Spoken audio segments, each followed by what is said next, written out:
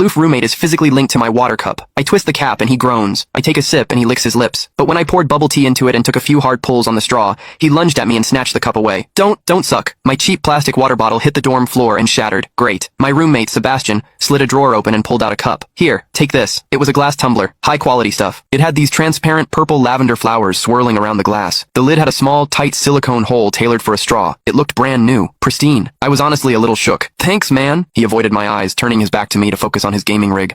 I carefully twisted the lid open. Immediately, a suppressed, low groan came from Sebastian's direction. I poured some warm water in and took a sip. Sebastian sucked in a sharp, jagged breath. His hand on the mechanical keyboard trembled, his fingers slipping off the keys. He licked his lips, looking like he was enduring some kind of torture or intense pleasure. His lips were thin, the Cupid's bow sharp like a knife. Looking at them made me want to bite them. Yeah, okay, I admit it. I'm into Sebastian. I swear to God, before I met him, I was the straightest guy in the state. After high school, my only plan was to get to college and bang a hot, bubbly cheerleader. But the moment I walked into this dorm and saw Sebastian, that plan went out the window. 4 years of college and he's the only one I want to mess around with. But I couldn't tell him. No way. I was terrified that if I spilled my guts, we wouldn't even be friends anymore. Because Sebastian is straight. Like, painfully straight. Only 2 weeks ago, he turned down a senior, a varsity swimmer, total stud, who asked him out. After that, Sebastian came back to the room and sat at his desk with a face like thunder for hours. The guy must be a raging homophobe. Maybe it was because the cup was a gift from my crush, but that warm water tasted sweeter than usual. It had a weirdly good aftertaste. I grabbed a straw from my desk and shoved it deep into the hole on the lid. The second I did, a strangled moan ripped out of Sebastian's throat. He bolted up and sprinted into the bathroom. Weird. We were just gaming. Why the hell did he suddenly need a shower?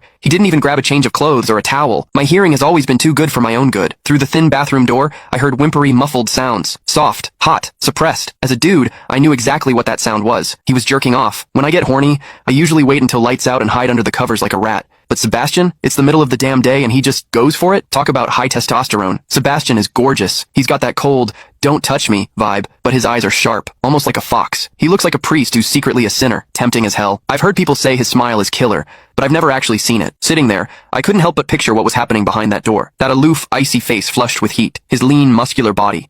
The veins popping on the back of his hand as he gripped himself. Does he keep that cold expression even when he's beating his meat? My thoughts were getting way too dirty. My face felt hot. After a long time, I heard a final, guttural grunt from the bathroom. The door clicked open, and Sebastian walked out. His face was bright red, a sheen of sweat glistening on his forehead. There was a visible tooth mark on his lower lip where he'd bitten down too hard. He walked straight to his wardrobe, grabbed fresh clothes, and went right back into the bathroom. Then the shower turned on. Okay, now he was actually cleaning up. The mental image of him panting in there made my throat dry. I grabbed the glass tumbler again and chugged a few large gulps. The water in the bathroom stopped, then started again. It took him forever to come out. When he finally did, he looked at me with this weird, resentful glare. Strange. Was I imagining things? Sebastian sat back down to game, and I poured myself another refill. I wasn't really thirsty anymore, but I began chewing on the plastic straw out of habit. Click the link in my bio to get the full story for free.